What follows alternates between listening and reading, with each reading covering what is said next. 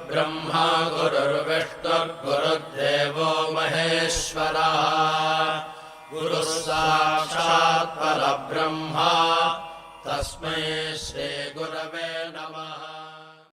ഓം ശ്രീ സായിരാം. ഊട്ടിയിൽ നിന്നെത്തിയ ഒരു വക്കീൽ.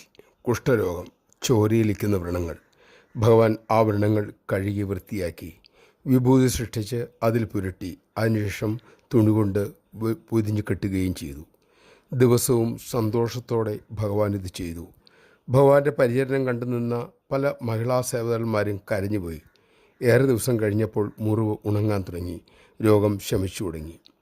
എന്തിന് സ്വാമി അങ്ങനെ ചെയ്തു? എന്തുകൊണ്ട് ഉടനടി ആ രോഗം മാറ്റിയില്ല? സ്വാമിക്ക് അതിന് കഴിയുമല്ലോ.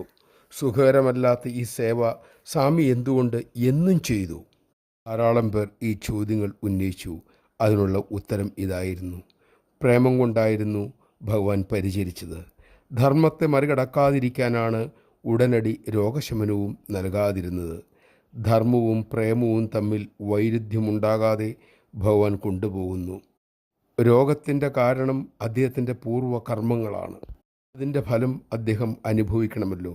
പക്ഷേ ഭഗവാന്റെ കാരുണ്യം പ്രേമസ്വരൂപത്തിൽ വന്ന് പരിചരിക്കാൻ തയ്യാറായി. അതുകൊണ്ടുതന്നെ കർമ്മനിയമങ്ങളെ ഭഗവാൻ മാറ്റിയില്ല. സ്വാമി പ്രേമസ്വരൂപനുമാണ്, ധർമ്മസ്വരൂപനുമാണ്. ജയ് സായിരാം.